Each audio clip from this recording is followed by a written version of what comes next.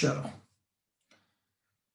Last lecture में કેટલીક exercise मैं તમને કરવા માટે આપી હતી એના ડાઉટ્સ પણ મને મોકલેલા છે એ પણ જો શક્ય હશે તો આજે આપણે કરી નાખીશું બાકી આ કન્ટિન્યુઅસ એક્સરસાઇઝ તો કરીએ છીએ જુઓ 8.9 નંબર જુઓ નીચેની પ્રક્રિયાઓ અંગે વિચાર કરો શું વિચાર કરવાનો 6 CO2 gas plus 6 H2O gives C6 H12O6 plus 6 O2 અને O3 plus H2O2 હવે આ રિએક્શન તમે જુઓ ઉપર જે રિએક્શન લખી છે 6 CO2 into 6 H2O છે અને નીચે 12 H2O છે અને સામે 6 H2O છે તો વસ્તુ તો એની એ જ થાય છે તમે ડાબી બાજુ 12 H2O લખો અને જમણી બાજુ 6 H2O લખો તો 6 સામે 6 કેન્સલ થઈને 6 થાય પરંતુ આવી લખવી વધારે ઉચિત છે તેવું સમજાવે છે જેનું રીઝન હું તમને કહું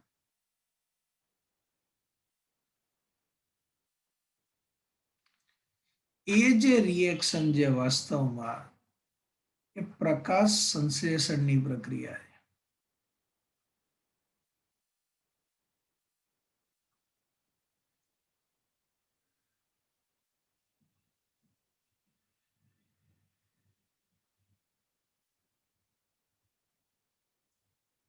સમજાય છે જે રિએક્શન એ છે એ વાસ્તવમાં પ્રકાશ સંશ્લેષણની પ્રક્રિયા છે અને પ્રકાશ સંશ્લેષણની પ્રક્રિયા નેચરલ કન્ડિશનમાં થતી હોય છે કારણ કે વનસ્પતિ દ્વારા થતી હોય છે આપણે આ રિએક્શન કરતા નથી એની જાતે કુદરતમાં થતી પ્રક્રિયા છે વાસ્તવમાં આ જે રિએક્શન છે પ્રકાશ સંશ્લેષણની તે બે સ્ટેપમાં થાય છે સ્ટેપ 1 અને સ્ટેપ 2 ફર્સ્ટ સ્ટેપમાં જે H2O છે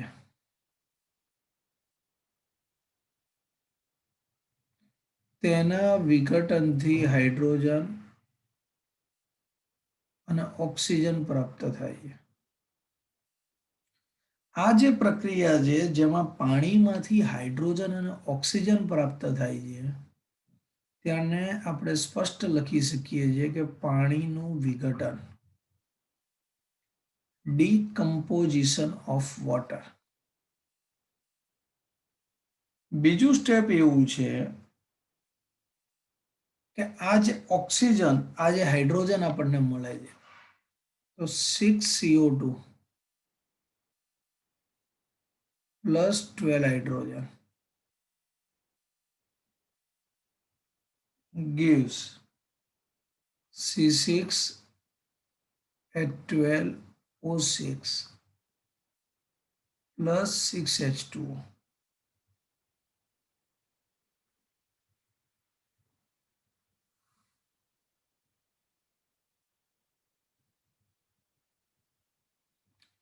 હવે આ રિએક્શનમાં H2 અને H2 કારણ કે અહીંયાથી જે H2 છે એ અહીંયા યુઝ થઈ જાય છે તો ફાઇનલ રિએક્શન આપણે આ રીતે લખી શકીએ 6CO2 plus 12H2 gives C6 H12O6 plus 6H2O અને પ્લસ 6O2 એટલે ઘણી વખત આપણને નવાઈ લાગે કે અહીંયા 12H2O છે અને અહીંયા 6H2O છે જો આપણે આપણું મેથ્સ અને ઓરિજિનલ કેમિસ્ટ્રી વાપરીએ તો 12H2 અને 6H2O તો અહીંયા ડાબી બાજુ 6H2O કરી નાખીએ પણ એવું મેથ્સ આપણે અહીંયા વાપરવાનું સેજ પણ નથી સમજી લો તમે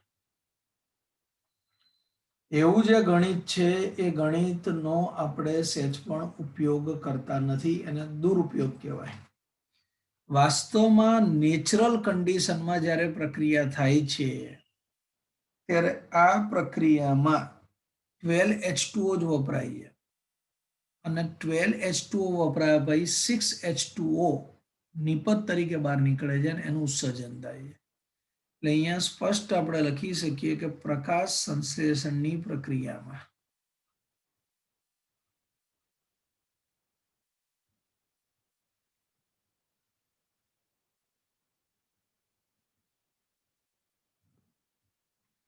12H2O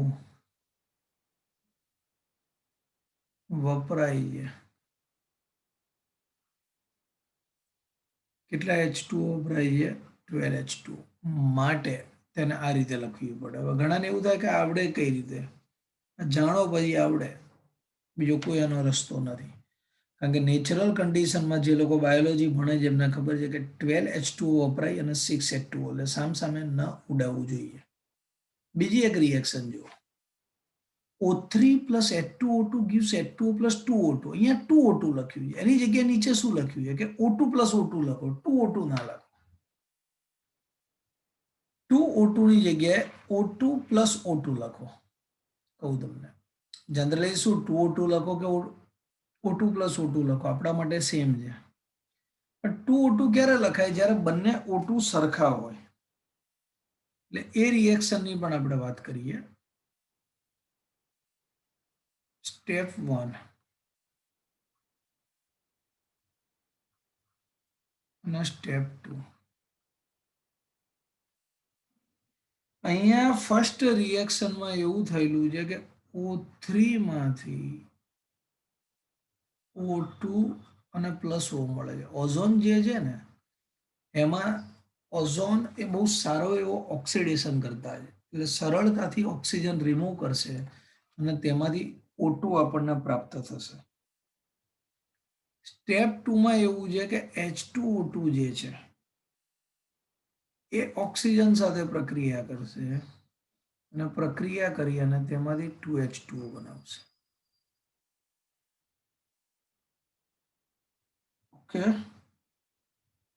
2H2O નહીં બને પણ H2O અને પ્લસ O2 મળશે.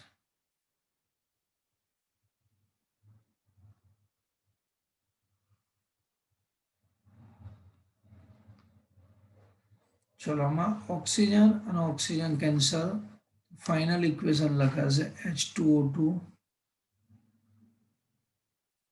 plus O3 gives H2O અને plus O2 plus O2. 2O2 પણ લખી શકીએ છીએ, પણ વાસ્તવમાં એક O2 ઓઝોનમાંથી મળ્યો છે અને બીજો O2 H2O2 માંથી મળ્યો છે. માટે તેને ટ્વાઇસ ટાઈમની જગ્યાએ બે અલગ અલગ સ્ટેપમાંથી મળ્યા હોવાથી તેને અલગ અલગ રીતે લખવામાં આવે છે. એક O2 પણ અલગ છે અને જે બીજો O2 છે એ પણ અલગ છે. ઓકે, બીજું કોઈ રીઝન નથી આની.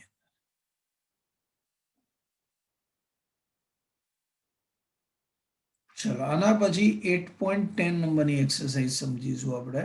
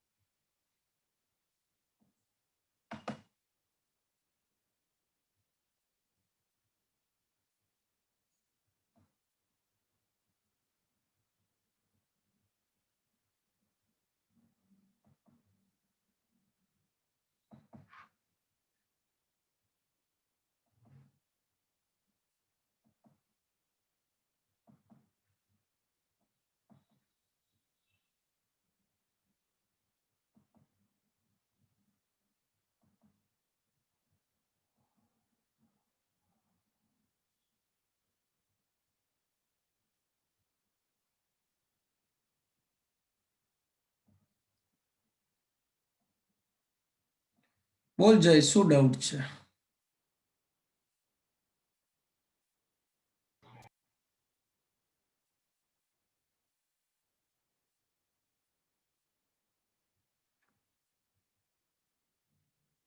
જય,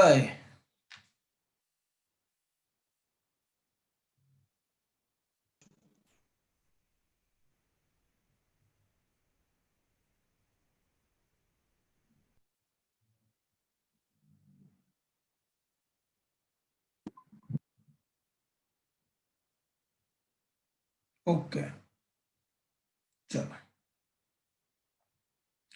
8.10 નંબર જોઈએ આપણે.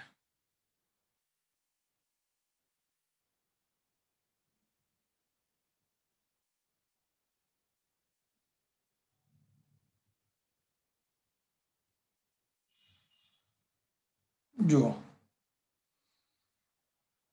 8.10 નંબર તમારી સ્ક્રીન સામે છે. AgF2 અસ્થાયી સંયોજન છે અને જો બની જાય તો આ સંયોજન પ્રબળ ઓક્સિડેશન કરતા તરીકે વર્તે છે. આનું અર્થઘટન શું છે?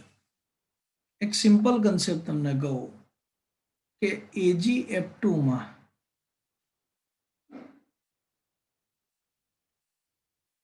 તમને એટલો ખ્યાલ છે કે AgF2 માં Ag+2 છે, કારણ કે AgF2 જો બને છે તો તેમાં સિલ્વરનો ઓક્સિડેશન નંબર જે છે એ ઓક્સિડેશન નંબર +2 હોય છે. સમજી લો લોજિકને. જો AgF2 બને છે તો સિલ્વરનો ઓક્સિડેશન નંબર +2 છે. પણ એક વસ્તુ યાદ રાખીશું કે સિલ્વરની +2 કરતા સિલ્વર +1 વધુ સ્થાયી છે.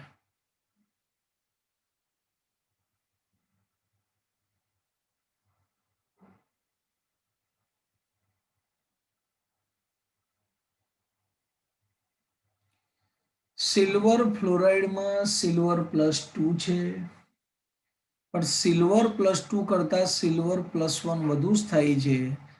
એટલે AgF2 માં જે હંમેશા સિલ્વર +2 હોય તે એક ઇલેક્ટ્રોન મેળવે અને Ag+ માં રૂપાંતરિત થાય છે.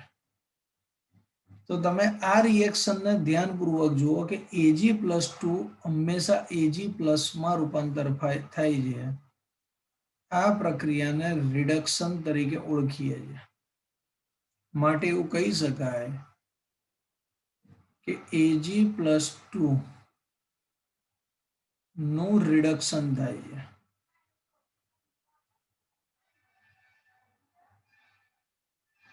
અને જો રિડક્શન થાય માટે એવું કહી શકાય કે Ag+2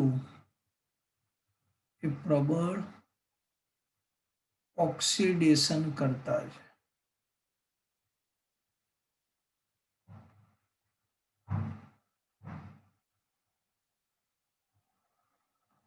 બોલો, સમજાય છે લોજિક?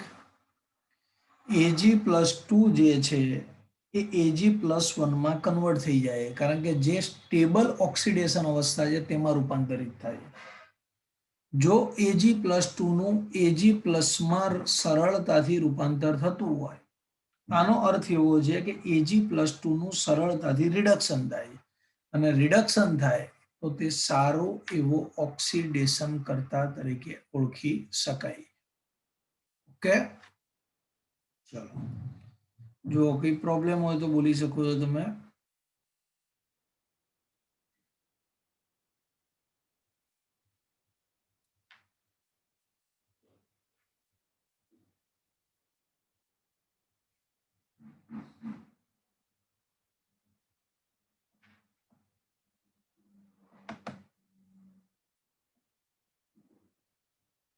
જો 8.11 નંબરની એક્સરસાઇઝને ધ્યાનપૂર્વક જુઓ.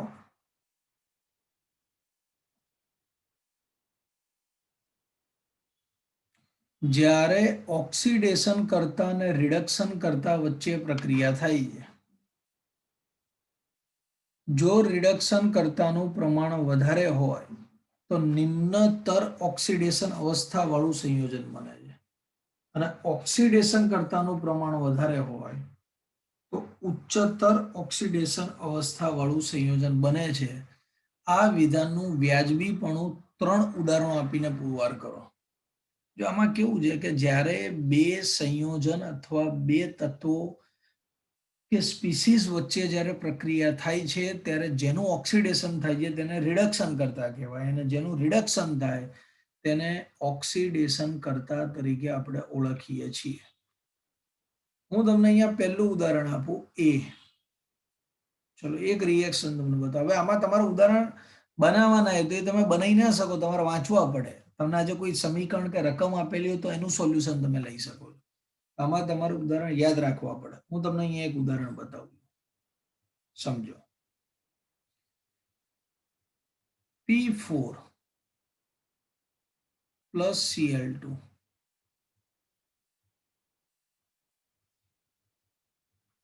gives PCl3 અને P4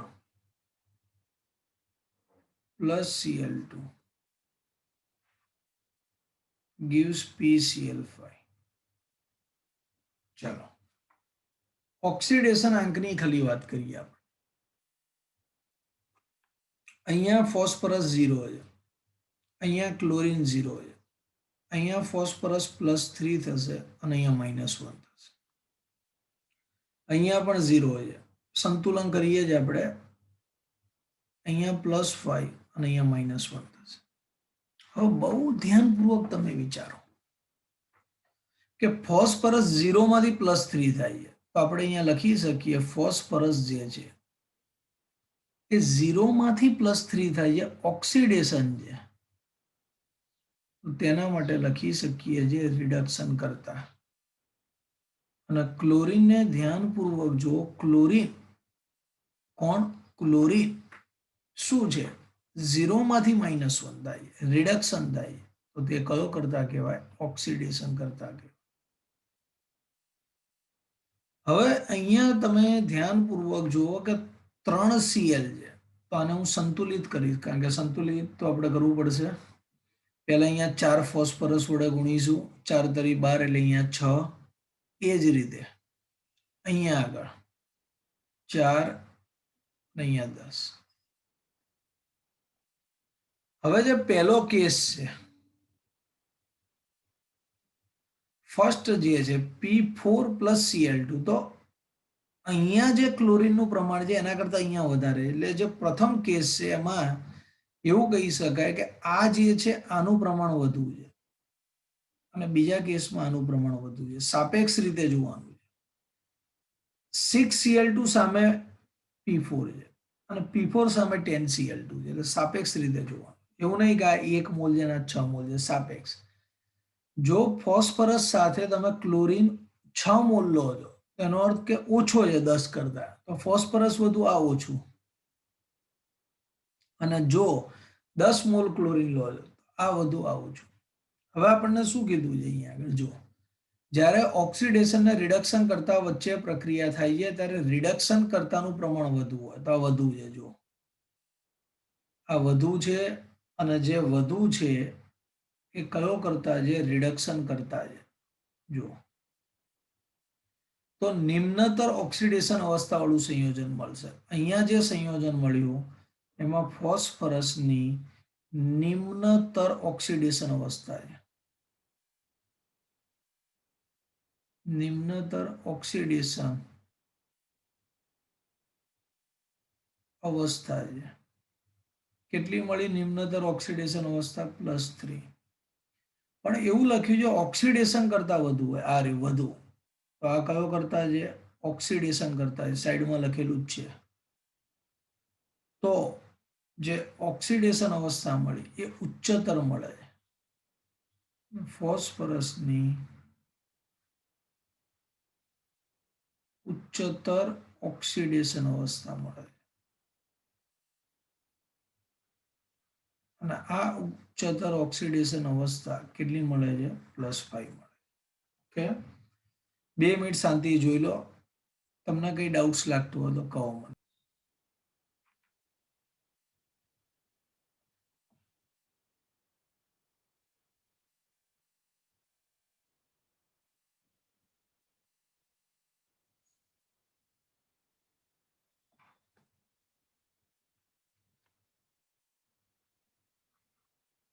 જુઓ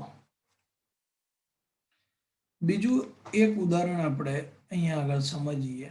C+O2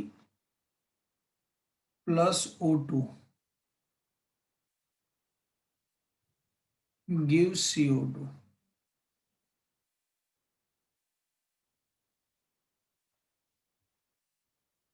અને C+O2 gives CO.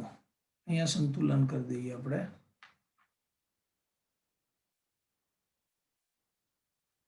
જો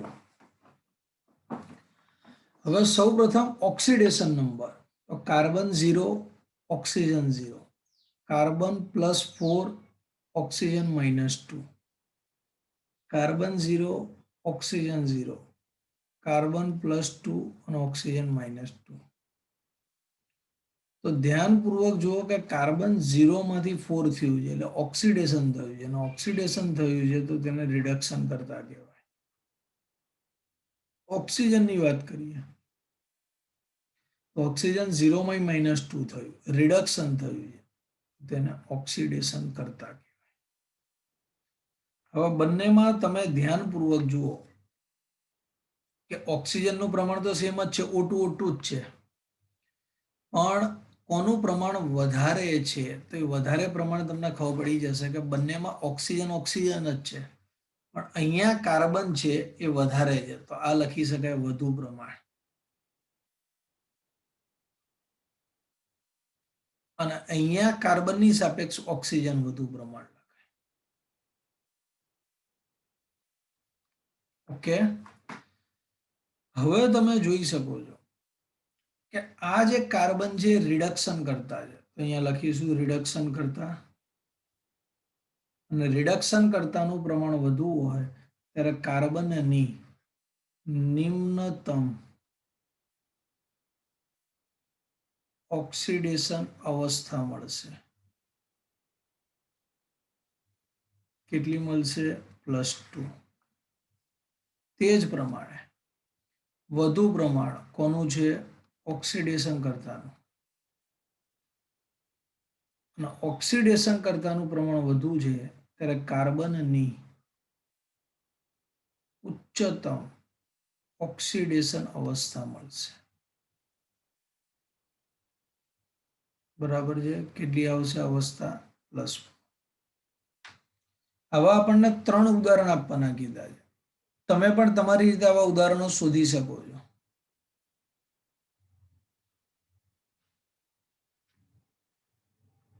ચલો ત્રીજું ઉદાહરણ, સોડિયમ અને ઓક્સિજન વચ્ચેની એક પ્રક્રિયાનું ઉદાહરણ આપણે સમજીએ. Sodium plus oxygen gives Na2O, અને sodium plus oxygen gives Na2O2. ચલો ધ્યાનપૂર્વક જુઓ.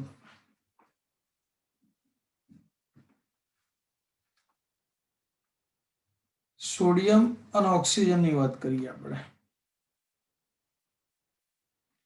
હવે બંનેમાં સોડિયમનો ઓક્સિડેશન નંબર તો સેમ જ છે. બંને કન્ડિશનમાં જે સોડિયમ છે તેનો ઓક્સિડેશન નંબર તો સેમ જ આપણને આપેલો છે. તો ઓક્સિજનની આપણે વાત કરીશું. જો અહીંયા સોડિયમ 0 માંથી +1 થાય છે અને ઓક્સિજન 0 માંથી -2 થશે. અહીંયા 0, અહીંયા 0, અહીંયા સોડિયમ પેરોક્સાઇડ છે, સોડિયમ +1 છે તો આ +2, ઓક્સિજન -2 તો -1 થશે. આ કેસમાં સોડિયમ 0 માંથી +1 થાય છે, એનો અર્થ કે તેનું ઓક્સિડેશન થાય, અને ઓક્સિડેશન થાય સોડિયમને રિડક્શન કરતા કહેવાય. ઓક્સિજન જે છે એ 0 માંથી -2 થાય એટલે કે રિડક્શન થાય, માટે તેને આપણે શું કહી શકીએ? ઓક્સિડેશન કરતા કહીએ. ચલો સમીકરણનું સંતુલન કરીએ આપણે. જો થઈ ગયું, અને અહીંયા સમીકરણનું આપણે સંતુલન કરીએ. અહીંયા 4 આવશે. બંને રિએક્શનોને તમે ધ્યાનપૂર્વક જુઓ તો સ્પષ્ટ તમને ખ્યાલ આવી જશે કે અહીંયા સોડિયમ અને ઓક્સિજનમાં સોડિયમનું વધુ પ્રમાણ છે, અને સાપેક્ષ રીતે જોઈએ તો અહીંયા ઓક્સિજનનું વધુ પ્રમાણ છે. આવે છે સાપેક્ષ રીતે અહીંયા 4 સોડિયમ જોડે 1 મોલ છે, જ્યારે અહીંયા 2 જોડે 1 મોલ છે. સાપેક્ષ રીતે વિચારવાનું. બીજી એક વસ્તુ કે અહીંયા સોડિયમ તો બંને કેસમાં સેમ જ છે, પરંતુ અહીંયા જે ઓક્સિજન છે એની નિમ્નતમ ઓક્સિડેશન અવસ્થા છે, અને અહીંયા જે ઓક્સિજન જે છે એ ઓક્સિજનની ઉચ્ચતમ ઓક્સિડેશન અવસ્થા છે.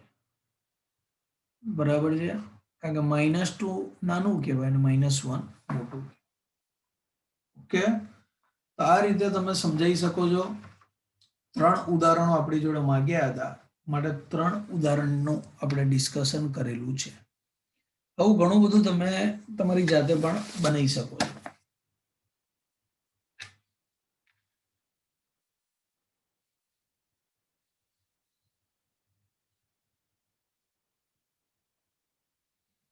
ચલો 8.11 પછી 8.12. 8.12 છે નહીં અત્યારે તમારામાં. 8.13 મેં આપેલો હતો. 8.14 ની વાત કરીએ.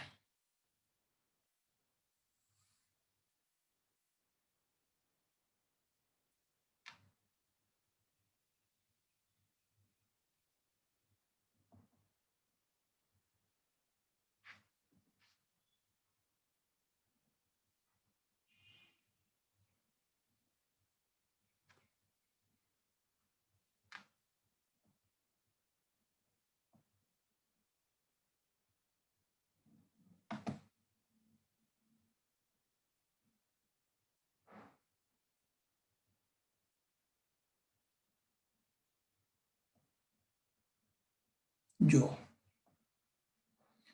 બહુ ધ્યાનથી જુઓ, 8.14 માં લખેલું છે નીચે દર્શાવેલી પ્રક્રિયાઓના વિચાર કરો.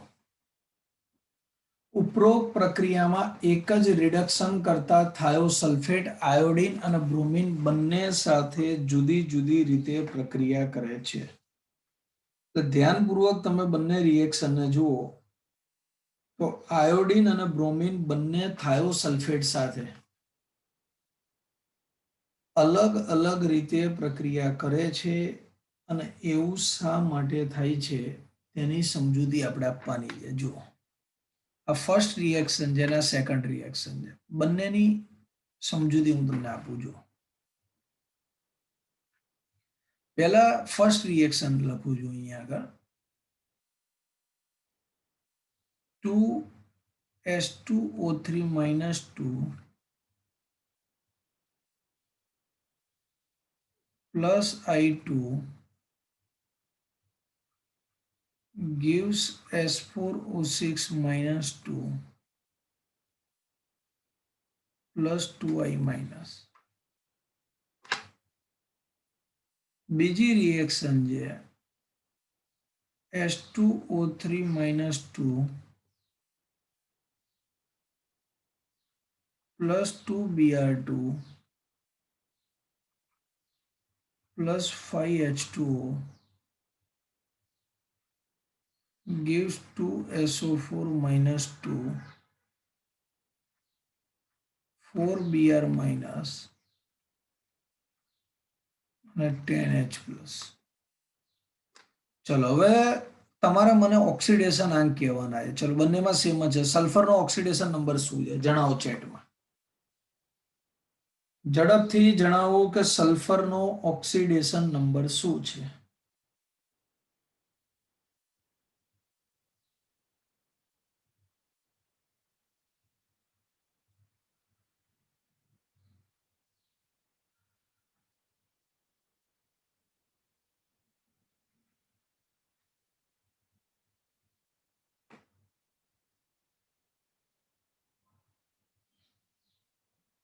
જણાવો સલ્ફરનો ઓક્સિડેશન નંબર શું છે.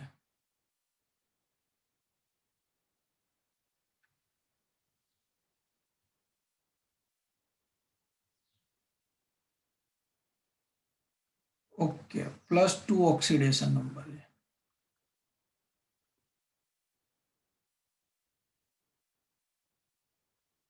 અહીંયા આયોડીનનો ઓક્સિડેશન નંબર 0 છે. અહીંયા બ્રોમિનનો ઓક્સિડેશન નંબર 0 છે. H4O6 માં સલ્ફરનો ઓક્સિડેશન નંબર તમે શોધશો તો 2.5 થશે અને SO4 માં ગણશો તો +6 થશે.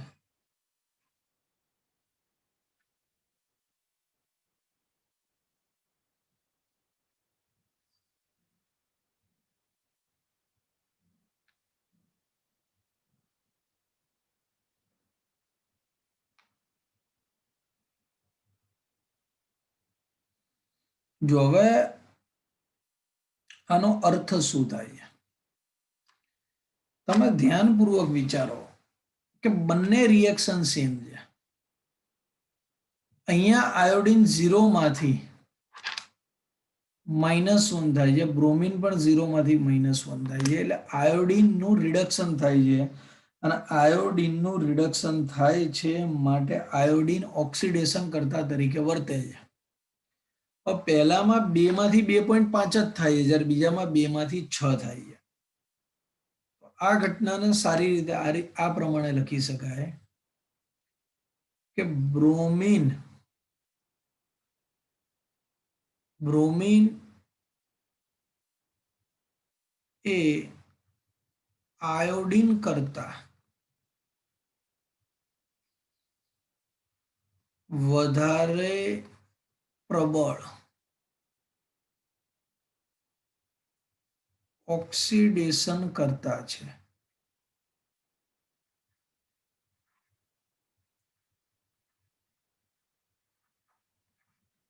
સમજાય છે?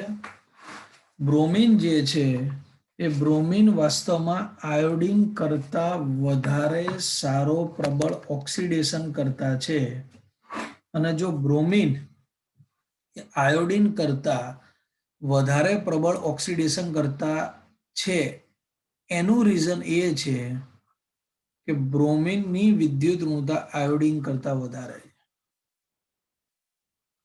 ફાયદો શું થાય કે બ્રોમિનની વિદ્યુત ઋણતા આયોડિન કરતા વધારે હોય તો બ્રોમિન એ આયોડિન કરતા વધુ સારું રિડક્શન પામી શકે છે અને જો બ્રોમિન નું રિડક્શન આયોડિન કરતા વધુ સારું થઈ શકે છે તો જેનું રિડક્શન વધારે સારું થઈ શકે તે વધારે પ્રબળ ઓક્સિડેશન કરતા કહેવાય અને એના પરિણામે જ જ્યારે આયોડિન પ્રક્રિયા કરે ત્યારે સલ્ફરનું 2 માંથી 2.5 જેટલું ઓક્સિડેશન થાય જ્યારે બ્રોમિન સાથેની પ્રક્રિયાથી 2 માંથી 6 થાય છે.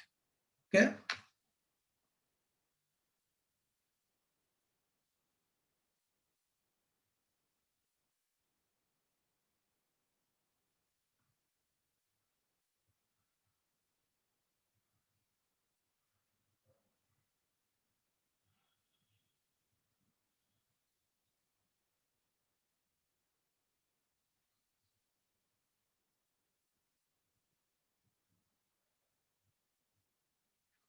ચલો એના જેવો જ છે હમણાં જે કન્સેપ્ટ આપ્યો એના જેવું જ છે.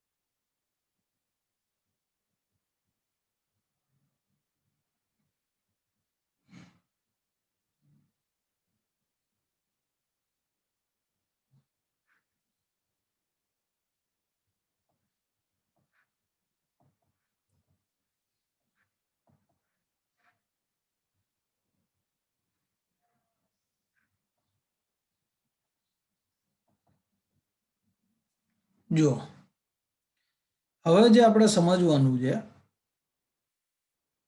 કે પ્રક્રિયા આપી અને વ્યાજબીપણું પુરવાર કરો કે હેલોજનમાં ફ્લોરિન ઉત્તમ ઓક્સિડેશન કરતા અને હાઇડ્રોએલિક સંયોજનોમાં હાઇડ્રોઆયોડિક એસિડ એ ઉત્તમ રિડક્શન કરતા છે.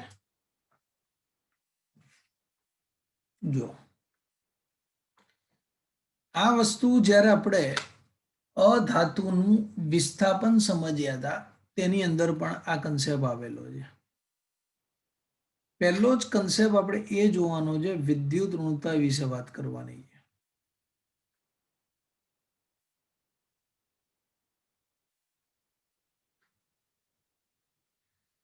જો વિદ્યુત ઋણતાનો ક્રમ તમને સ્પષ્ટ જ ખબર છે કે સૌથી વધારે વિદ્યુત ઋણતા કોની હોય, તો સૌથી વધારે વિદ્યુત ઋણતા ફ્લોરિનની છે, પછી ક્લોરીન, પછી બ્રોમિન અને પછી આયોડીન. તો આ વિદ્યુત ઋણતાનો ક્રમ છે.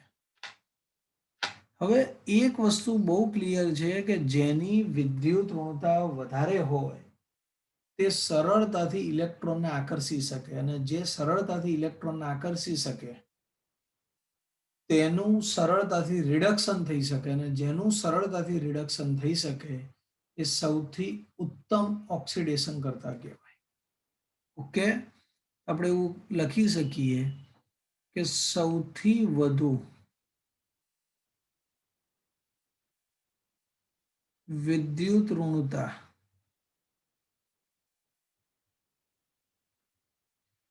ફ્લોરિન એટલે કે F2 ની હોવાથી જેની વિદ્યુત ઋણતા વધારે હોય તે ઇલેક્ટ્રોન મેળવી અને તેનું પોતાનું શું કરે છે, રિડક્શન. સૌથી વધારે વિદ્યુત ઋણતા F2 ની હોવાથી ફ્લોરિન ઇલેક્ટ્રોન મેળવીને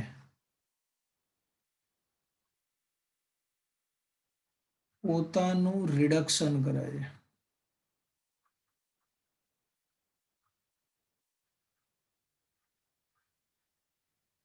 અને ફ્લોરિન પોતાનું રિડક્શન કરે છે માટે ફ્લોરિન એ પ્રબળ ઓક્સિડેશન કરતા છે.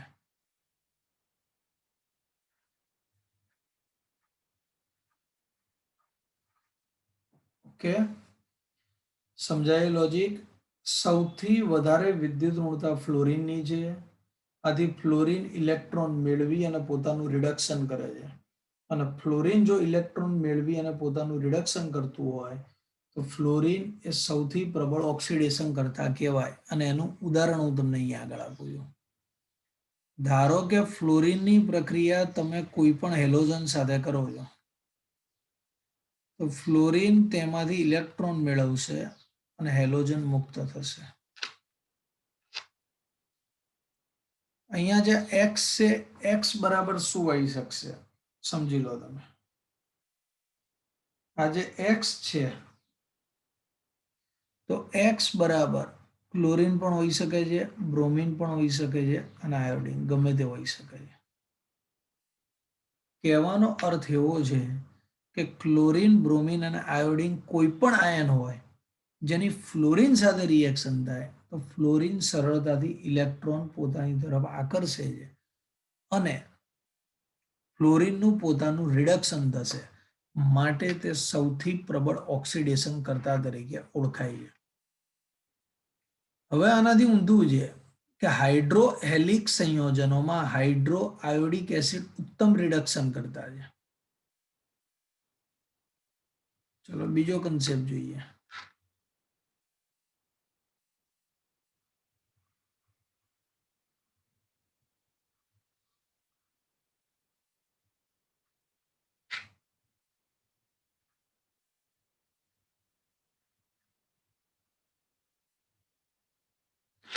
હાઇડ્રોહેલિક એસિડ એટલે શું?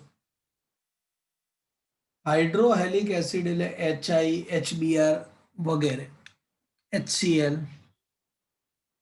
હવે હાઇડ્રોહેલિક એસિડમાં HI, HBr, HCl અને HI, અહીંયા પણ વિદ્યુત ઋણતાની જ વાત આવશે.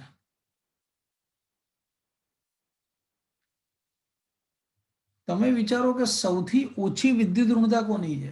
તો સૌથી ઓછી વિદ્યુત ઋણતા જે છે એ વાસ્તવમાં આયોડિનની છે, સમજી લો. સૌથી ઓછી વિદ્યુત ઋણતા જે છે, સૌથી ઓછી વિદ્યુત ઋણતા એ આયોડિનની છે. જો આયોડિનની વિદ્યુત ઋણતા સૌથી ઓછી હોય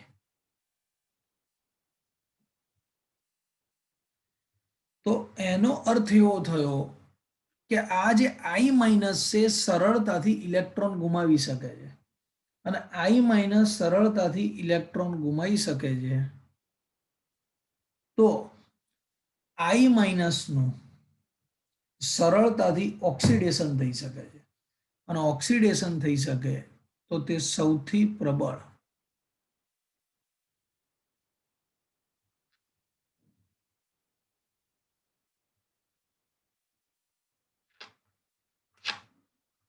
અહીંયા HF આવશે. સમજાઈએ તમને કે I માઇનસ જે છે, અહીંયા હું લખીશ કે ભાઈ I માઇનસ સરળતાથી ઇલેક્ટ્રોન ગુમાવે છે, કારણ કે વિદ્યુત ઋણતા ઓછી છે અને ઇલેક્ટ્રોન ગુમાવે છે, એનો અર્થ કે તેનું પોતાનું ઓક્સિડેશન થાય છે, અને ઓક્સિડેશન થાય છે એનો અર્થ એવો છે કે તે પોતે એક સારા એવા રિડક્શન કરતા તરીકે વર્તે છે. સમજાય છે? I માઇનસ સરળતાથી ઇલેક્ટ્રોન ગુમાવે છે, ઇલેક્ટ્રોન ગુમાવે છે એનો અર્થ કે તેનું પોતાનું ઓક્સિડેશન થાય છે, ઓક્સિડેશન થાય છે ઇટ મીન્સ તે એક સારા એવા રિડક્શન કરતા તરીકે વર્તે છે.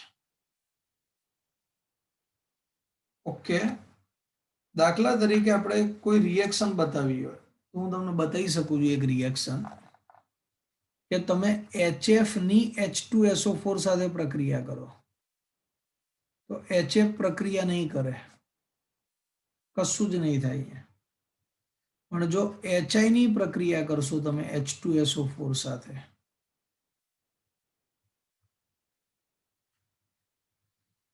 તો તેમાંથી SO2 H2O અને I2 આ મળશે, અને આવા કેસમાં અહીંયા આયોડિન -1 છે અને અહીંયા 0 છે, તો -1 માંથી 0 શું થશે?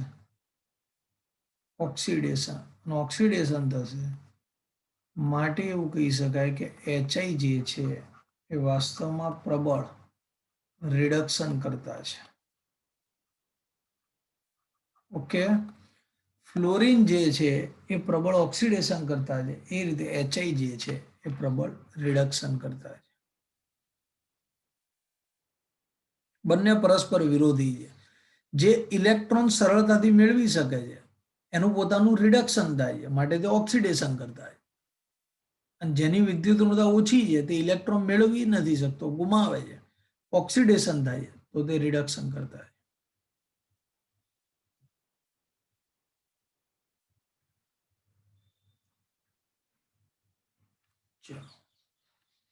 8.16 નંબર.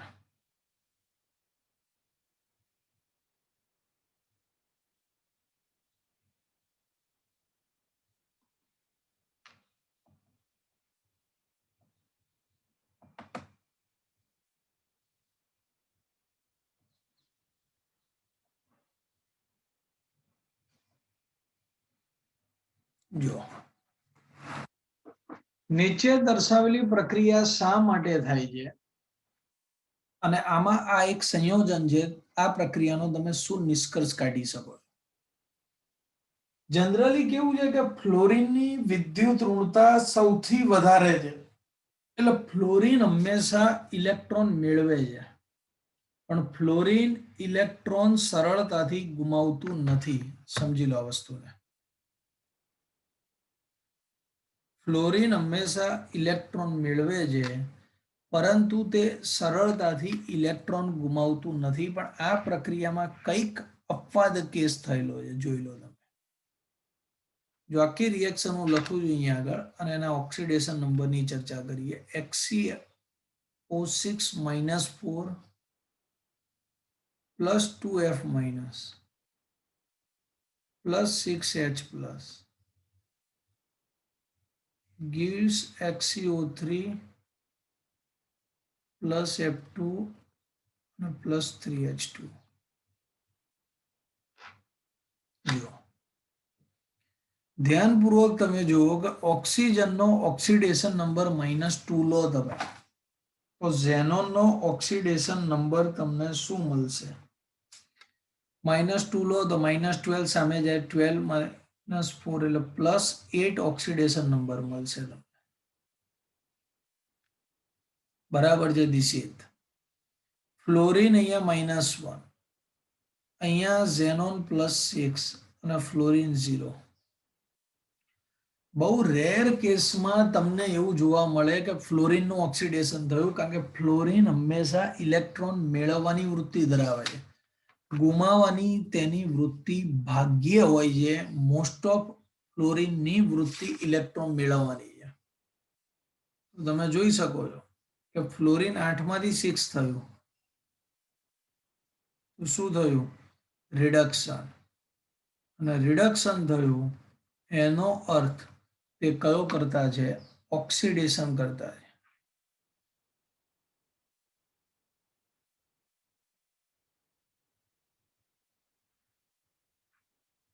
રિડક્શન થયું એનો અર્થ કે તે ઓક્સિડેશન કરતા છે. અને બીજી એક વસ્તુ, ફ્લોરિન એ કોનું ઓક્સિડેશન કરે છે?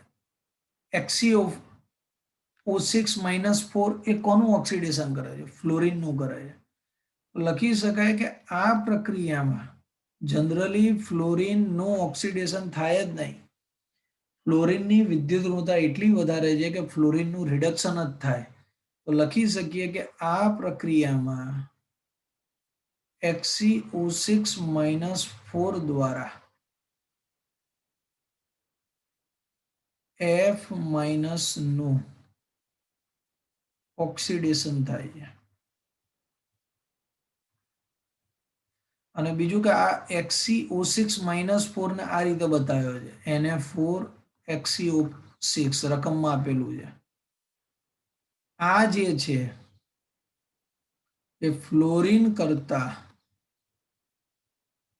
વધારે પ્રબળ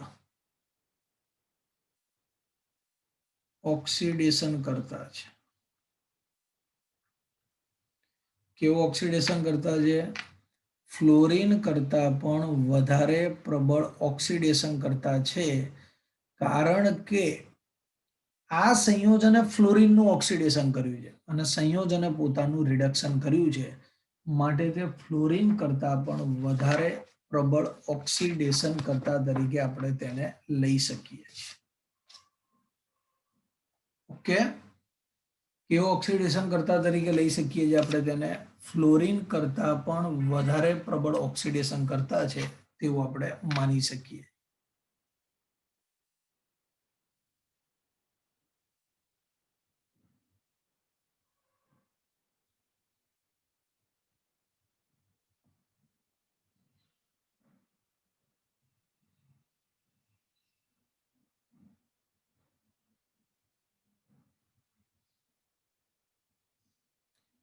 બંને સેમ જ છે ને? જો અહીંયા શું લખેલું છે?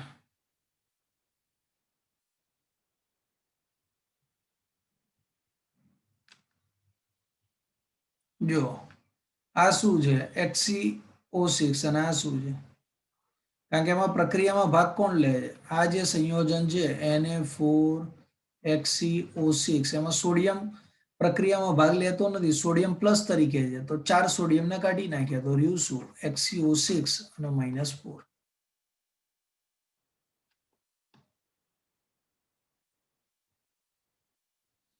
ખબર પડે છે તમને લોકોને કે આ જે પ્રક્રિયા છે એમાં સોડિયમ ભાગ લેતો નથી, તો રહ્યું શું? XeO6 અને -4.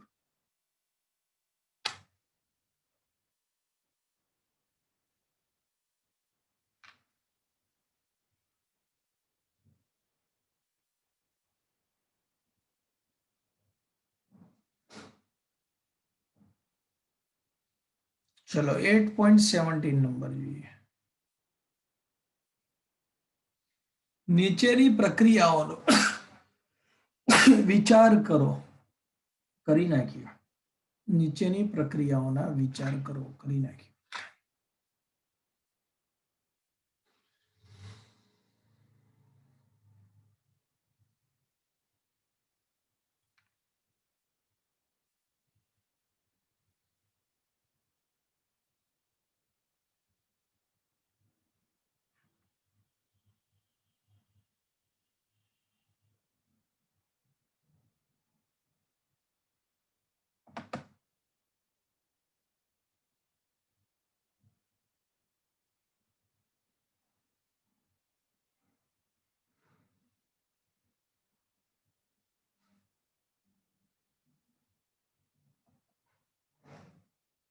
જો હવે આ પ્રક્રિયાઓના વિચાર શું કરવાના છે? આ જે રિએક્શનો તમને આપેલી છે, ફર્સ્ટ રિએક્શન અને સેકન્ડ રિએક્શન બંનેને ધ્યાનપૂર્વક જુઓ. જો મારે તમને આટલી જ વસ્તુ સમજાવવાની છે કે AgNO3 માં Ag+1 છે અને કોપર +2 છે. કારણ કે SO4 -2 હોય તો કોપર +2 હોય. સામે Ag0 છે અને કોપર 0 છે. તો અહીંયા હું એવું સ્પષ્ટ લખી શકું કે A અને B બંનેમાં Ag+ અને Cu+2 નું અનુક્રમે રિડક્શન થાય છે. ઓકે, માટે Ag+ અને Cu+2 બંને ઓક્સિડેશન કરતા છે. બોલો, ચલો આ વસ્તુ ક્લિયર થઈ ગઈ. ફર્સ્ટ બે ઇક્વેશનમાં, એમાં ફર્સ્ટ ઇક્વેશનમાં Ag+ નું Ag માં રૂપાંતર થાય છે અને બીજી રિએક્શનમાં Cu+2 નું Cu માં રૂપાંતર થાય છે. સિમ્પલ કન્સેપ્ટ છે કે Ag+ અને Cu+2 બંનેનું રિડક્શન થતું હોય તો Ag+ અને Cu+2 બંનેનું રિડક્શન થાય છે, માટે બંને ઓક્સિડેશન કરતા છે. પરંતુ સેકન્ડ રિએક્શનમાં તમે જુઓ, કોપર તો રિએક્શન આપતું જ નથી. અહીંયા જો એટલે લખીશું અહીંયા, અને ફર્સ્ટ પણ સેમ છે, H3PO2 H3PO2. એ જ રીતે સેકન્ડમાં જો જેમ ફર્સ્ટમાં H3PO2 H3PO2 સેમ હતું, એમ સેકન્ડમાં આ જે સંયોજન છે એને બેન્ઝાલ્ડિહાઇડ કહેવાય. બંને સેમ છે. તો અહીંયા કોપર +2 પ્રક્રિયા ન કરે. કોપર +2 પ્રક્રિયા કરતું નથી. તો આની વાત કરીએ, આ પ્રક્રિયા કરે છે કે નથી કરતું એની વાત કરીએ. અહીંયા પણ Ag નો ઓક્સિડેશન નંબર +1 જ છે. એનું રીઝન હું તમને કહું કઈ રીતે શું થાય. Ag ને X ધારી લો, એમોનિયા તો 0 જ હોય. X + 0 = 1 +1, અહીંયા 0. તો આપણે એવું લખી શકીએ કે C અને D માં Ag+ નું રિડક્શન થાય છે,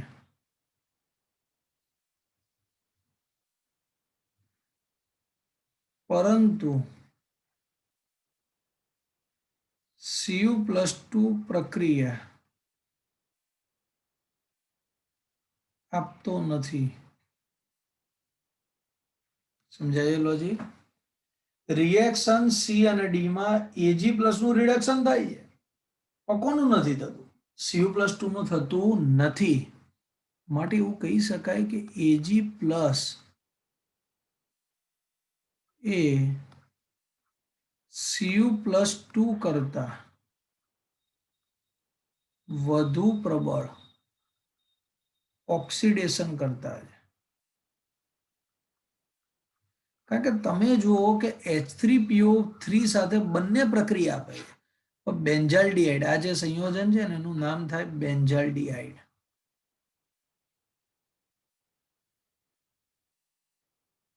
પણ બેન્ઝાલ્ડિહાઇડ સાથે Ag+ આપે છે તો Cu+2 નહીં આપતો. એનો અર્થ કે Ag+ એ Cu+2 કરતા વધારે પ્રબળ ઓક્સિડેશન કરતા છે, કારણ કે તેનું પોતાનું રિડક્શન થતું હોય તો તે વધારે પ્રબળ ઓક્સિડેશન કરતા તરીકે ઓળખી શકાય છે. કેવું ઓળખી શકાય છે? વધારે પ્રબળ ઓક્સિડેશન કરતા તરીકે આપણે તેને ઓળખી શકીએ છીએ. ઓકે, ચાલો 8.17 પછી 8.18 એ મેં ઘરેથી કરવા આપેલું હતું અને મોસ્ટ ઓફ 8.18 ની કરાયેલી પણ છે.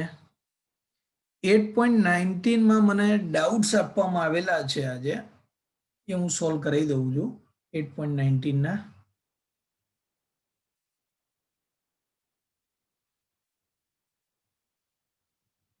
જો 8.19 માં એક આ છે ડાઉટ્સ.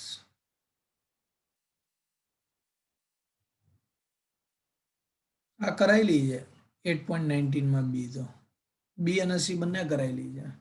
શું ડાઉટ્સ હતો? કોણે મને આ મોકલેલું હતું બતાવો. ત્યાં સુધી 8.21 ઉપર ફોકસ કરીએ, કારણ કે 8.19 ની બી અને સી બંને કરાયેલી છે મેં.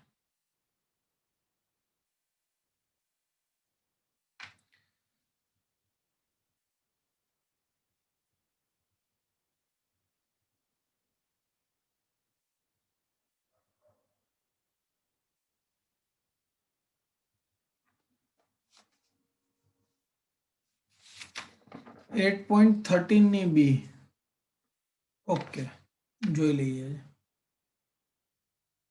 ઓકે ચલો પહેલા એક આ રિએક્શન બતાવી દઉં તમને.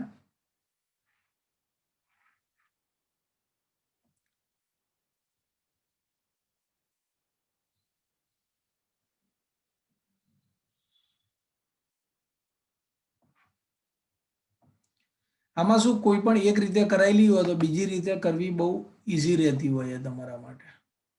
જો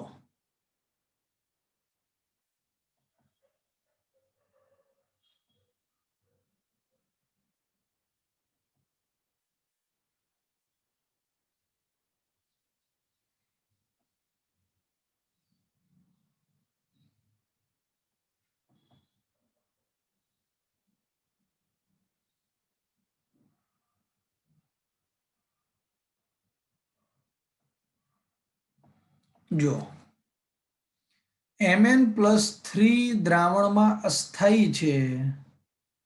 જો Mn+3 દ્રાવણમાં અસ્થાયી હોય તો વિષમીકરણ દ્વારા આવા આયનો આપે છે, તો આ પ્રક્રિયા માટે સમતોલિત આયનીય સમીકરણ લખો. ચલો Mn+3 gives Mn+2 plus MnO2 plus H+. બસ પતી ગયું. હવે તમારે શું કરવાનું છે? આ પ્રક્રિયાને રેડોક્સમાં નહીં અને સમતુલિત કરવાનું છે.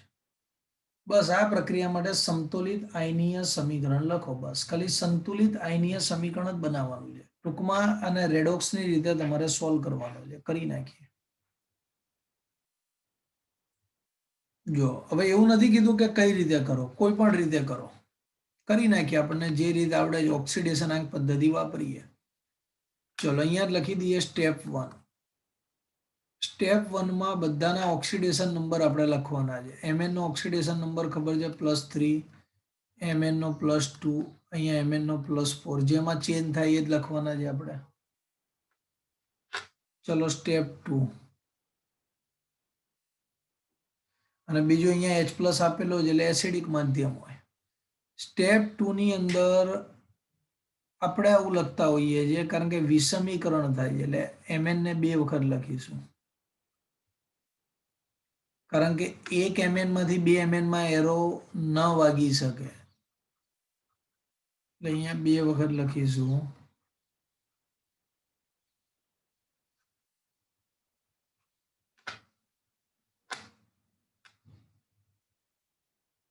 અને બધું સામસામે સંતુલિત જ છે કારણ કે દરેક જગ્યાએ એક જ મેંગેનીઝ આપેલો છે, એટલે કોઈ પણ પ્રકારનો પ્રોબ્લેમ નથી. સ્ટેપ 3 ઓક્સિડેશન અને રિડક્શન ડિસાઇડ કરવાના છે આપણે.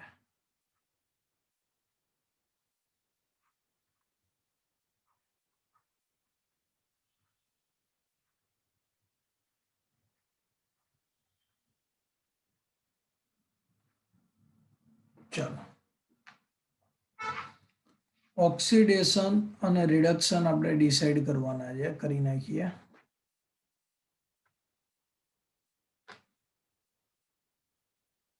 +3 +3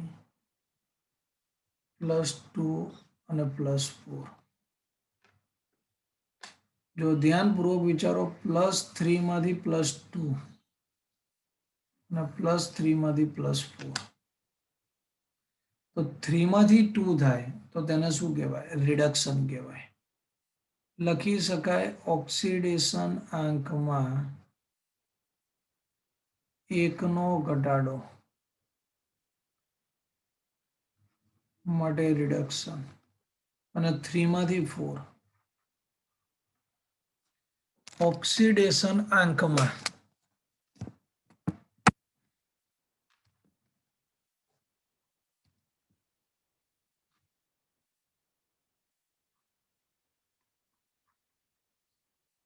એકનો વધારો એટલે oxidation.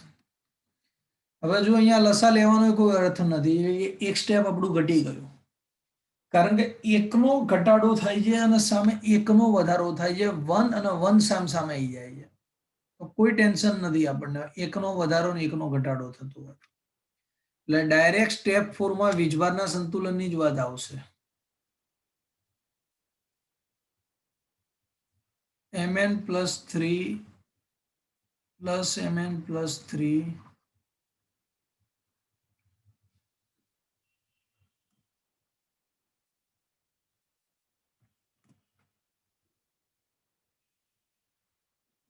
gives Mn+2 plus MnO2 અને +H+.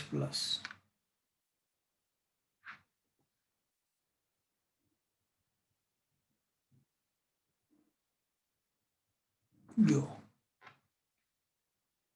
વીજભારનું સંતુલન આપણે કરવું હોય તો અહીંયા જોઈ શકો 3 અને 3 એટલે 6 +6 છે, અને સામે તમે જુઓ તો +2 0 ના એટલે +3 છે. હવે તમને એટલું સારી રીતે આવડે છે કે જ્યારે વીજભારનું સંતુલન કરવું હોય, સમજી લો, ત્યારે એસિડિક માધ્યમ જે દેખાય છે તમને H+, અને એસિડિક માધ્યમમાં વીજભારનું સંતુલન જ્યારે તમારે કરવું હોય ત્યારે બહુ સ્પષ્ટ કન્સેપ્ટ છે, H+ ઉમેરવો, અને હંમેશા H+ કઈ બાજુ ઉમેરવો? તો જે બાજુ વીજભાર ઓછો હોય તે બાજુ H+ ઉમેરાય. આ +3 છે, અહીંયા હું લખીશ 3H+, +3 થઈ ગયું +6. બીજું હાઇડ્રોજન ડાબી બાજુ હાઇડ્રોજન છે જ નહીં, જમણી બાજુ 4 હાઇડ્રોજન છે, 4 હાઇડ્રોજન છે એટલે લખીશું 2H2. હવે ઓક્સિજન જુઓ, ડાબી બાજુ 2 ઓક્સિજન, જમણી બાજુ 2. સમીકરણનું સંતુલન કરીએ એટલે વ્યવસ્થિત લખી દઈએ. Mn+3 Mn+3 ને ભેગા કરી દઈએ, 2Mn+3 + 2H2O gives Mn+2 + MnO2 અને +4H+. જોઈ લો, આ એકદમ સંતુલિત રેડોક્સ છે. કઈ ખ્યાલ ના આવતો હોય તો કહી શકો છો. સમજાય છે? થોડુંક જ બાકી છે. આજે આપણે 10-15 મિનિટ વધારે ખેંચી લઈશું, પણ ચેપ્ટર પૂર્ણ કરી નાખીએ ગમે તે કરીને, એટલે બહુ મગજમારી ના રહે. અને જે ડાઉટ્સ આગળનો છે એ પણ હું ક્લિયર કરાવી દઉં.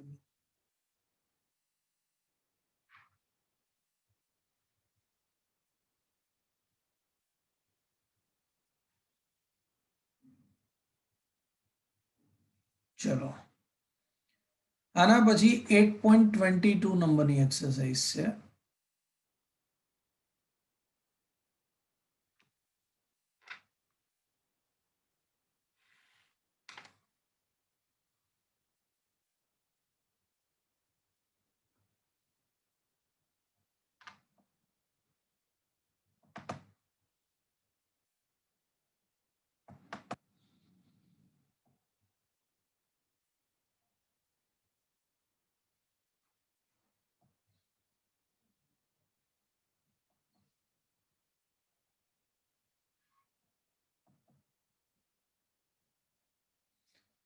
જો તમે સ્ક્રીન ઉપર જોઈ રહ્યા છો, ખાલી માત્ર આપણે જવાબ આપવાના છે.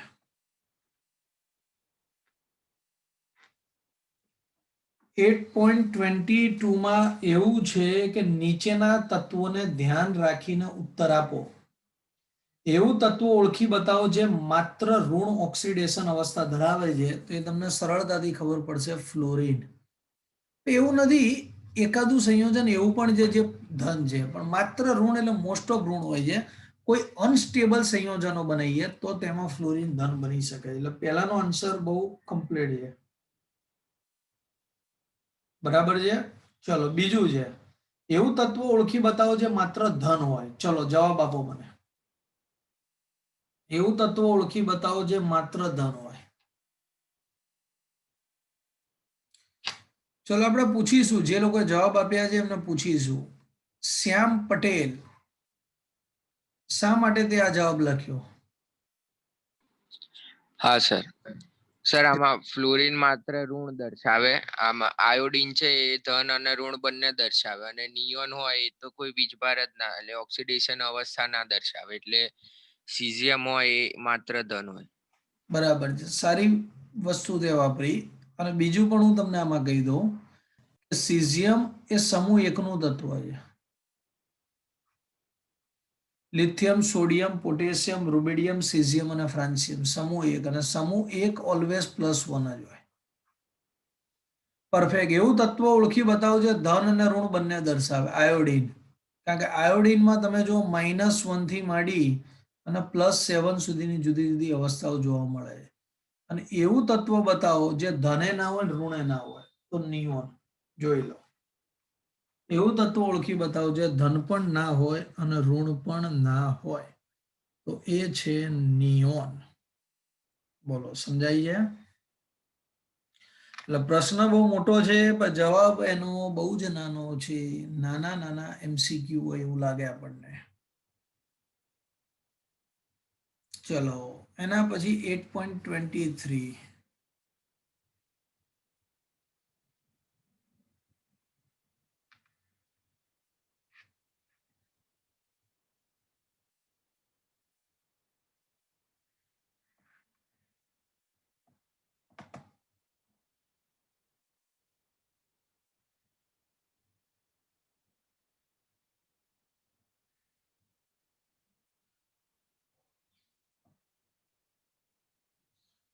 જો 8.23 ની અંદર સ્પષ્ટ કન્સેપ્ટ છે. પીવાના પાણીના શુદ્ધિકરણમાં ક્લોરીનનો ઉપયોગ થાય. એ તમને ખબર છે કે ક્લોરીન વપરાય છે. વધારાના ક્લોરીનના આમાં શું છે કે એક વખત ક્લોરીન ઉમેર્યું પછી એ જો ક્લોરીન વધુ પડતું હોય તો તે હાનિકારક છે, અને વધારાના ક્લોરીનને સલ્ફર ડાયોક્સાઇડ વડે દૂર કરવામાં આવે. તો આ રેડોક્સ લખો અને સમતુલિત કરો. તો પીવાના પાણીમાં જે ક્લોરીન છે એને હું લખીશ CO2. ક્લોરીનને દૂર કરવા માટે સલ્ફર ડાયોક્સાઇડ ઉમેરવામાં આવે છે, એટલે SO2. આ બંને વચ્ચે પ્રક્રિયા થઈ અને તેમાંથી Cl- બને છે અને +SO4-2 બને. હવે આ રિએક્શનને ધ્યાનપૂર્વક જુઓ. અહીંયા ક્લોરીન 0 છે, અહીંયા ક્લોરીન -1 છે, અહીંયા સલ્ફર +4 છે અને અહીંયા સલ્ફર +6 છે. તો થઈ ગયું ઓક્સિડેશન રિડક્શન. તો હવે આ સમીકરણને સંતુલિત તમે તમારી જાતે કરી શકો છો. ઘણા બધા રેડોક્સ મેં શીખવાડ્યા છે તમને.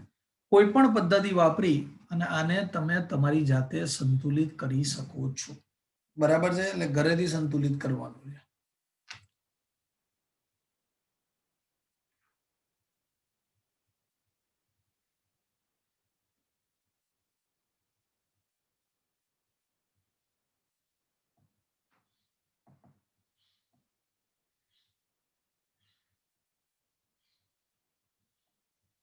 ચલો 8.24.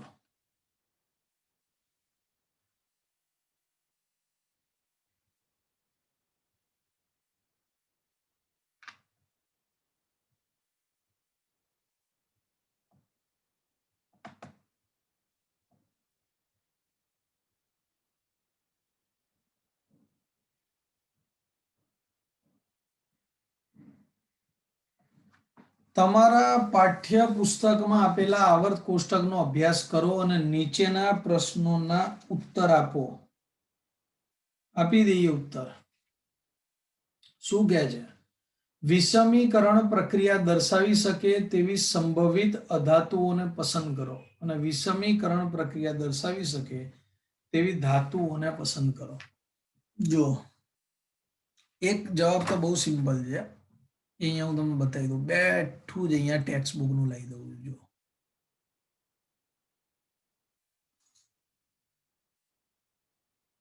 જો હવે ધ્યાન રાખો. હવે આ બેઠા ટેક્સ્ટ બુકના વિષમીકરણ પ્રક્રિયાના ઉદાહરણો છે. કોઈ તકલીફ છે એમ પણ આપણે થિયરી મોઢે કર્યા હતા અને 3 અધાતુ જે કોપી થઈ ગઈ અને અહીંયા આગળ એને પેસ્ટ કરી દઈએ.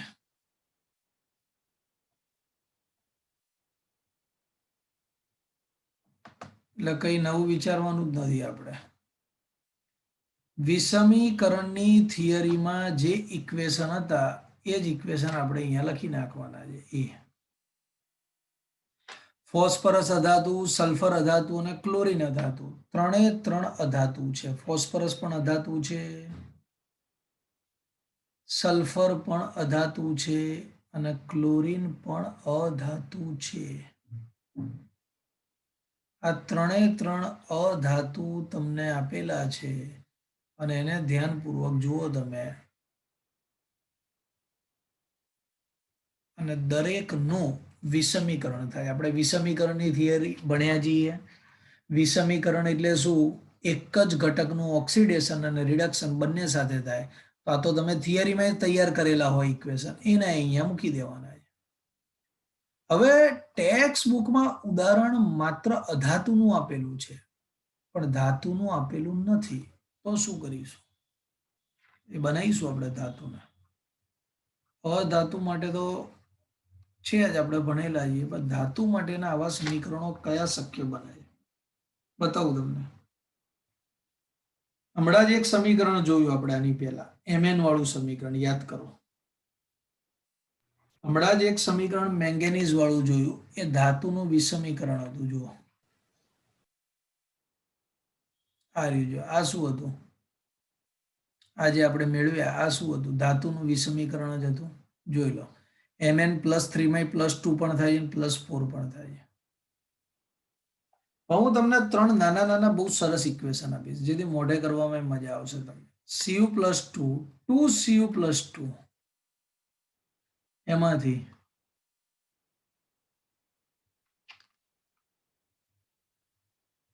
જો 2Cu+1, એમાંથી Cu+2 અને +Cu પતી ગયું. જો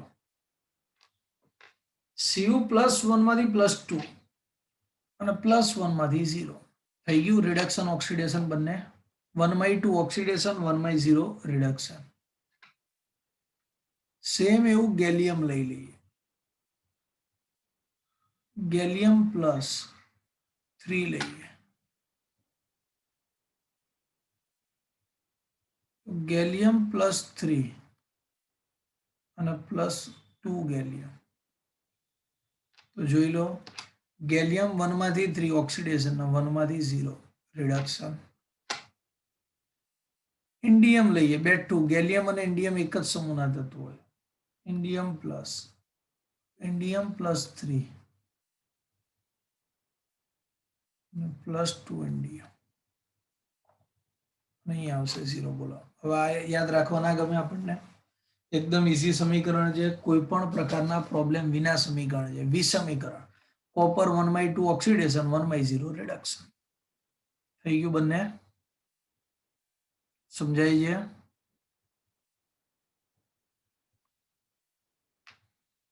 અને પછીનો કન્સેપ્ટ છે, આ તો થિયરી છે.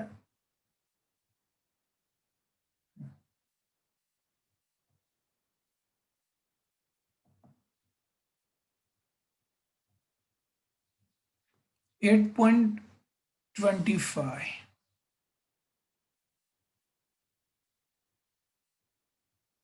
જો હવે આ જે રેડોક્સ છે મારે નથી, આ વાસ્તવમાં રેડોક્સનો પ્રશ્ન જ નથી. પહેલા તો હું તમને આખો સમજાવું. ફર્સ્ટ ચેપ્ટરમાં લિમિટિંગ રીએજન્ટ, તત્વ, યોગ, મિતિ જે પણ આપણે ભણ્યા હતા એ બધું જ આની અંદર આવી જશે.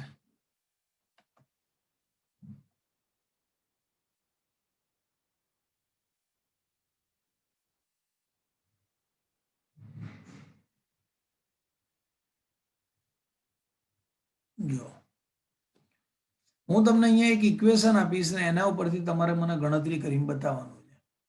ઓસ્વાલ્ડ પદ્ધતિ દ્વારા નાઇટ્રિક એસિડના ઉત્પાદનના પ્રથમ તબક્કામાં ઓક્સિજન વાયુ દ્વારા એમોનિયાના ઓક્સિડેશનથી નાઇટ્રિક ઓક્સાઇડ અને પાણીની વરાળ બને છે. જો 10 ગ્રામ એમોનિયા અને 20 ગ્રામ ઓક્સિજન દ્વારા નાઇટ્રિક એસિડનો કેટલો મહત્તમ જથ્થો મળે? બહુ પ્રખ્યાત સમીકરણ છે આ. 4NH3 પ્લસ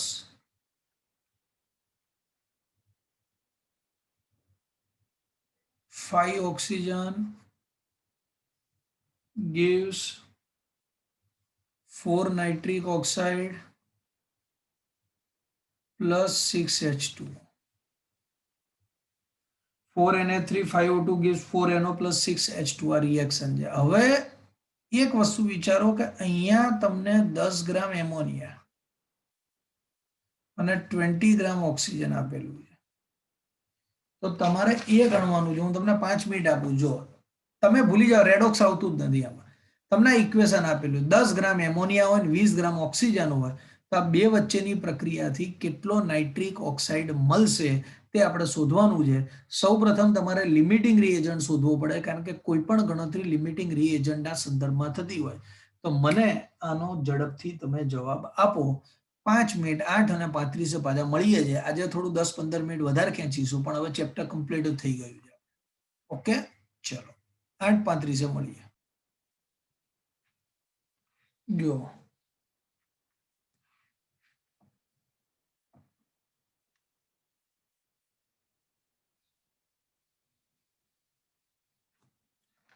સૌ પ્રથમ અહીંયા હું તમને કેટલીક ગણતરી બતાવીશ અને ધ્યાનપૂર્વક જો.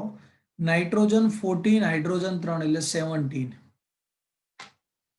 નાઇટ્રોજન 14 અને હાઇડ્રોજન 3 એટલે 17 અને ઇન્ટુ 4 ઇક્વલ ટુ 68 ગ્રામ. અહીંયા 32 અને into 5 equal to 160 gram.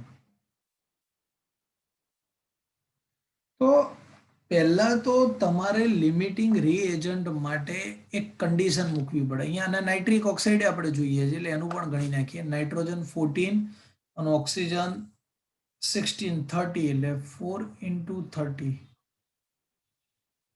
then 120 ગ્રામ. ચલો,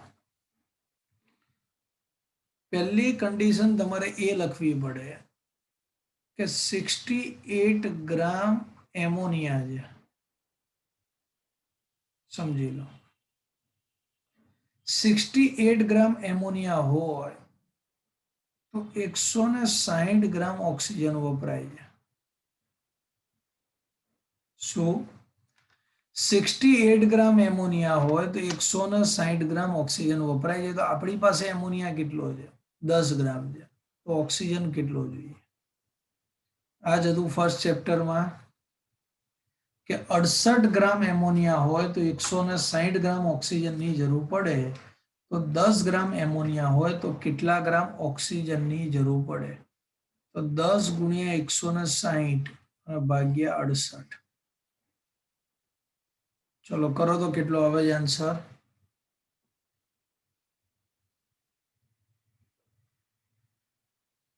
23.53 ગ્રામ ઓક્સિજન. હવે તમે તમારી બુદ્ધિપૂર્વક વિચારો કે 23.53 ગ્રામ ઓક્સિજન જોઈએ, પણ ઓક્સિજન છે કેટલો? 20 ગ્રામ છે. 23.53 ગ્રામ ઓક્સિજન જોઈએ, પણ ઓક્સિજન છે કેટલો? માત્ર 20 ગ્રામ છે. માટે એવું લખી શકાય કે ઓક્સિજન જે છે એ વાસ્તવમાં લિમિટિંગ રીએજન્ટ છે અને જો ઓક્સિજન લિમિટિંગ રિએજન્ટ હોય તો આપણે એવું લખી શકીએ છીએ, બધી ગણતરી ઓક્સિજનની સાપેક્ષ આપણે કરીશું. ઓક્સિજન અને નાઇટ્રિક ઓક્સાઇડ આ 160 ગ્રામ હોય તો આ 120 ગ્રામ મળે. ઓક્સિજન કેટલા ગ્રામ છે? 20 ગ્રામ છે. આ કેટલો મળે? 20 into 120 upon 160 કરો કેટલું આવશે?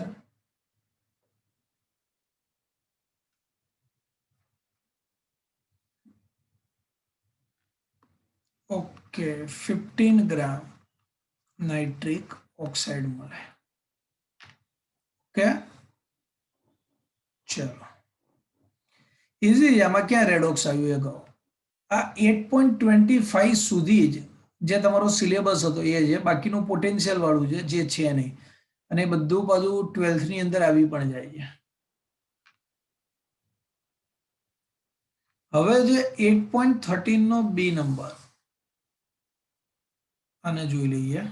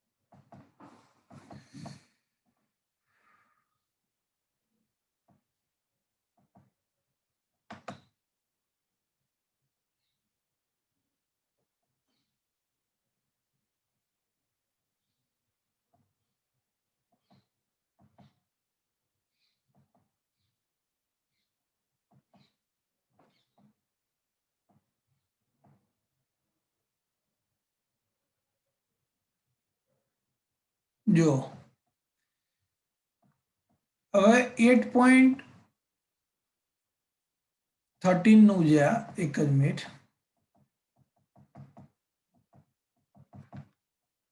અમુક ટાઈમે સર્વર ઇસ્યુ થાય ને.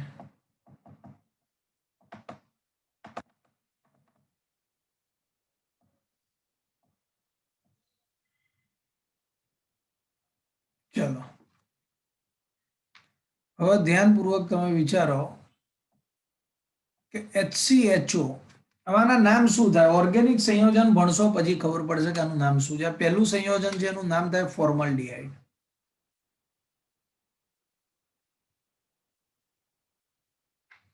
આ જે છે ટોલેન્સ રિએજન્ટ છે. એ રીતે એ બધા સંયોજન.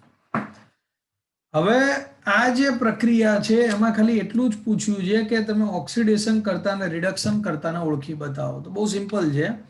અહીંયા તમે કાર્બનનો ઓક્સિડેશન આંક શોધશો તો 0 મળશે, અને અહીંયા તમે કાર્બનનો ઓક્સિડેશન આંક શોધશો તો -2 -2 -4 +1 -3 સામે જશે તો 3, અને 3 માંથી મળશે આપણને +2. એટલે ઓક્સિડેશન નંબર જે આપણને મળશે એ ઓક્સિડેશન નંબર વાસ્તવમાં આપણને +2 પ્રાપ્ત થશે. અહીંયા આગળ જુઓ, આ ઓક્સિજન -2 -2 -4, હાઇડ્રોજન +1, 1 અને -4 -3 સામે જાય 3 માંથી 1 જશે 2, તો આ +2. ઓકે, એ જ રીતે અહીંયા જોયું એ પ્રમાણે Ag ને X લઈ લો, એમોનિયા 0 હોય એટલે આ +1 થયો સિલ્વર, અને અહીંયા જે સિલ્વર છે એ થયું 0. હવે ઓક્સિડેશન કરતા અને રિડક્શન કરતાની આપણે વાત કરવાની છે.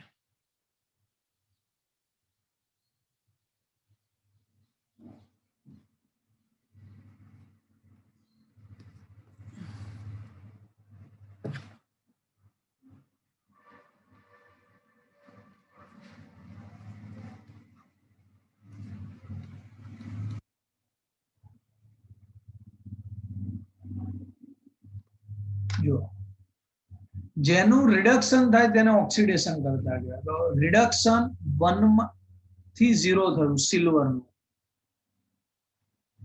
AgNH3 ટ્વાઇસ પ્લસ આનું રિડક્શન થયું માટે ઓક્સિડેશન કરતા. અને જેનું ઓક્સિડેશન થાય તેને રિડક્શન કરતા કહેવાય.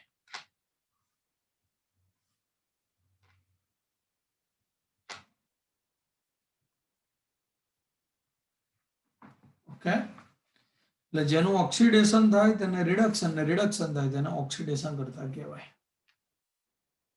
આ ઉપરાંત એક એક્સરસાઇઝ પણ છે, બહુ સરસ છે અને થોડી અપવાદ કેસ છે.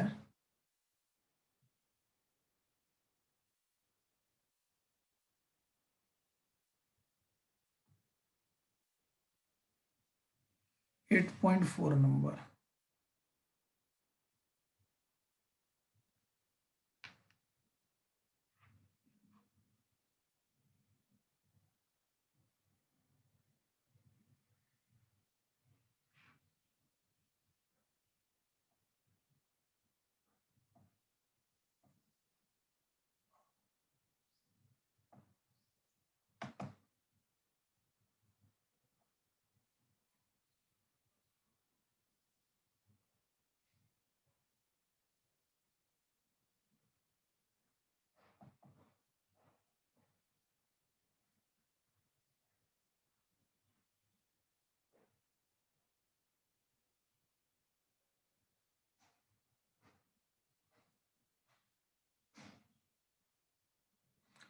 થેલિયમ 1 સલ્ફેટનું સૂત્ર શું થાય?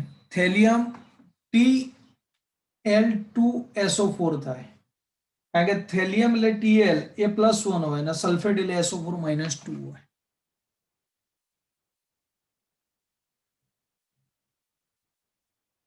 જો આ રિએક્શનને બહુ ધ્યાનપૂર્વક જુઓ. ફ્લોરિન બરફ સાથે પ્રક્રિયા કરી અને નીચે મુજબનું પરિવર્તન લાવે છે. હવે આ થોડી એબનોર્મલ રિએક્શન છે. આ રેડોક્સ પ્રક્રિયા છે, તેનું વ્યાજબીપણું પુરવાર કરી નાખીએ.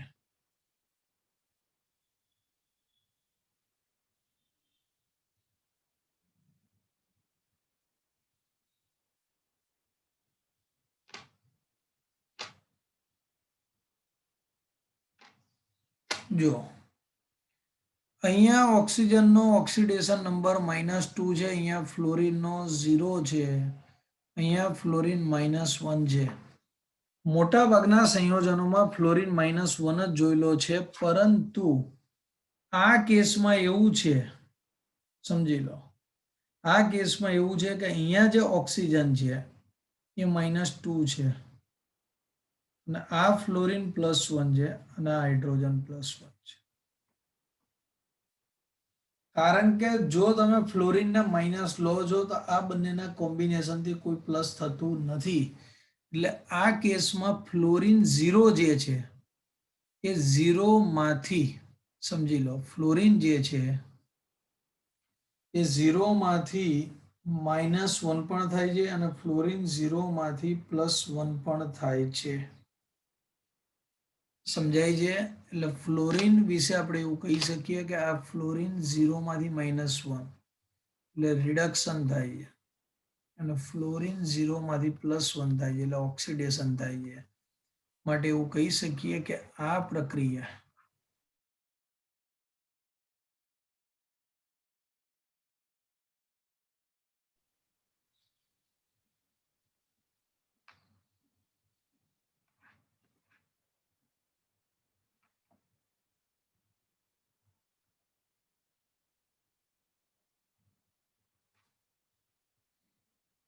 એ રેડોક્સ પ્રક્રિયા છે.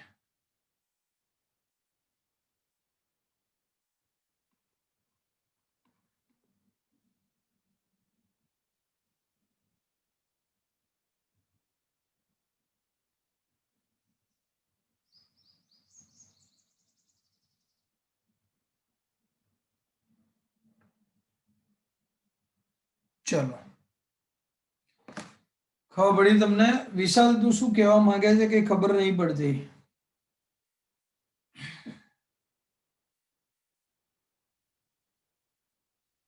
બોલ શું કહેવા માંગે છે? અનમ્યુટ થઈ શકે છે તું. સર આ HOF માં તમે F ને +1 લખ્યા તો સર એ ધાતુ હાઇડ્રાઇડ ને કારણે લખ્યા? કયું? આ HOF આમાં કોઈ ધાતુ છે જ નહીં ને, ક્યાં છે ધાતુ? સર એ -1 કેમ ના? નથી થતું આની અંદર, અપવાદ કેસ છે. ધાતુ કોઈ નથી, આ ધાતુ હાઇડ્રેટ છે જ નહીં.